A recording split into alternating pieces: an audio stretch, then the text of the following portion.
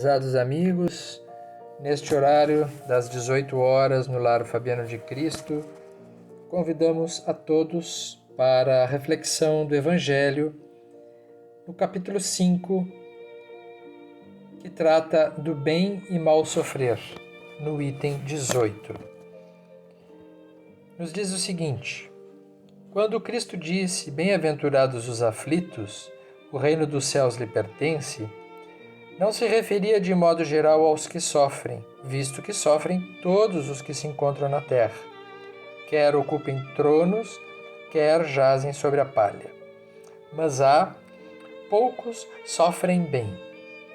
Poucos compreendem que somente as provas bem suportadas podem conduzi-los ao reino de Deus. O desânimo é uma falta.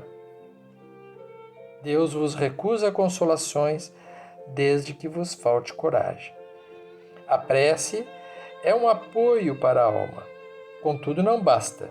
É preciso tenha por base uma fé viva na bondade de Deus. Ele já muitas vezes vos disse que não coloca fardos pesados em ombros fracos. O fardo é proporcionado às forças, como a recompensa o será a resignação e a coragem. Mais opulenta será a recompensa do que penosa a aflição. Cumpre, porém, merecê-la, e é para isso que a vida se apresenta cheia de tribulações.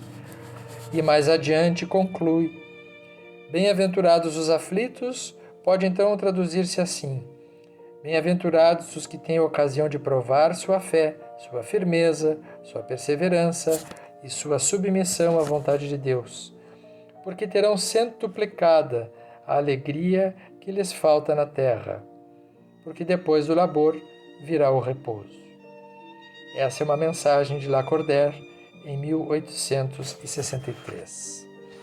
Esta bela mensagem nos fala da questão do sofrimento, das aflições, e nos põe a refletir que, conforme diz o próprio Evangelho, que o sofrimento em si não gera necessariamente o crescimento.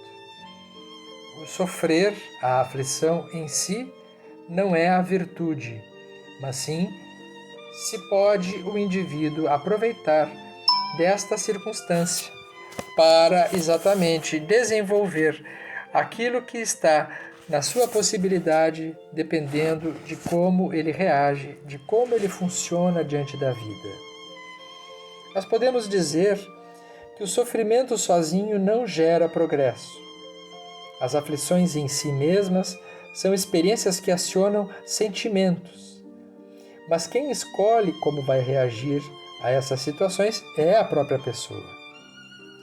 Diríamos que as aflições são oportunidades evolutivas a serem aproveitadas para o desenvolvimento interior. Nos parece que é mais apropriado dizer que a dor pode ser um instrumento construtor de felicidade. No entanto, ela em si mesma não gera felicidade. Por quê? Porque uma pessoa pode se revoltar com a própria dor. E isso ocasionará consequências muito diferentes de uma segunda pessoa que experimente outro comportamento emocional diante de um mesmo evento. Que possa utilizar para olhar para dentro de si, que possa traduzir essa oportunidade de tornar a si próprio mais maduro diante das circunstâncias da vida. Uma pessoa pode estar chorando e planejando uma vingança, por exemplo. Durante a dor, ela pode escolher a revolta, a cólera, a indignação. Nesse caso, a dor não vai ocasionar evolução nesse primeiro momento. Pode, inclusive, ser motivo de escolhas erradas que agravem o sofrimento e comprometam mais ainda a evolução. É o que acontece com todos os povos e pessoas que vivem em intermináveis guerras baseadas na vingança, na falsa impressão de que são movidos por justiça e que, no entanto, não terminam nunca e muitas vezes se arrastam pelos séculos afora. Jesus afirma que nós temos mais a aprender com as lágrimas do que com os sorrisos. Algumas tristezas não devem, pois, serem desperdiçadas, porque podem ser fontes de crescimento. Como nós dissemos, não pela dor em si, mas pelo que ela pode proporcionar. O ensinamento aponta para um conjunto de virtudes que podem ser desenvolvidas através das aflições. Uma delas é a resignação, que é uma virtude que nasce do sofrimento. Através da resignação, o sofrimento é construtor de felicidade. E isso se passa em incontáveis situações da vida, desde a perda física de alguém querido ou de uma doença incurável na família, por exemplo. É a vida que nos convida a desenvolver a resignação. Acontecimentos que não podem ser evitados e tantas outras situações que são irremediáveis e que precisam ser aceitas com o passar do tempo. Quem não sabe fazer isso, vai sofrer mais. Quem não se resigna está sempre sofrendo. A resignação é a virtude que nos faz aceitar o que não pode ser mudado. O sofrimento aumenta muito quando nós queremos mudar aquilo que é irremediável. Isso não significa se acomodar, obviamente. É claro que há momentos nos quais se resignar é mais uma fuga do que resignação. Não é disso que nós estamos falando. Estamos falando de situações em que aquele sofrimento faz parte de um período necessário e inevitável na vida da pessoa.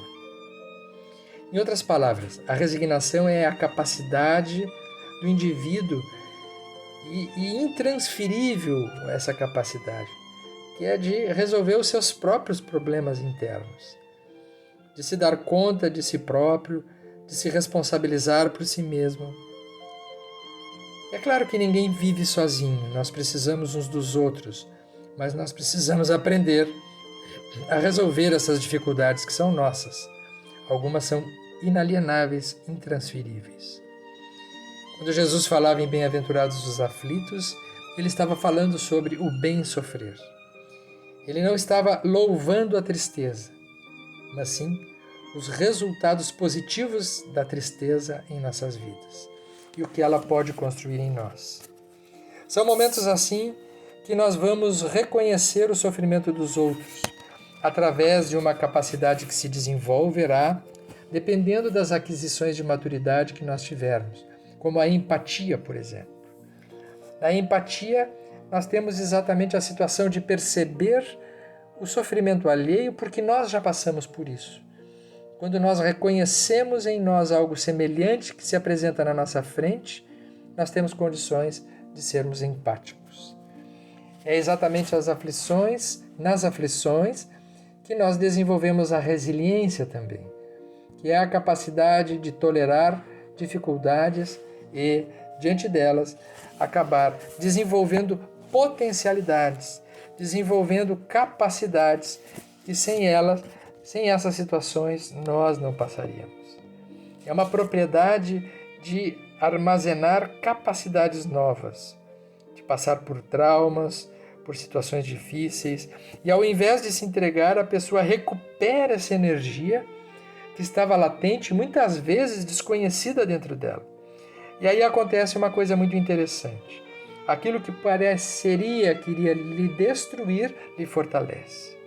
Tal como uma semente que é jogada na terra e que ao invés de se destruir, ela aí sim, nesse ambiente de aridez, de agressão dos sais, do calor, dos líquidos, do atrito da terra, vai desabrochar e proporcionar o desenvolvimento daquele fruto ou daquela planta que é o resultado daquele potencial intrínseco da semente.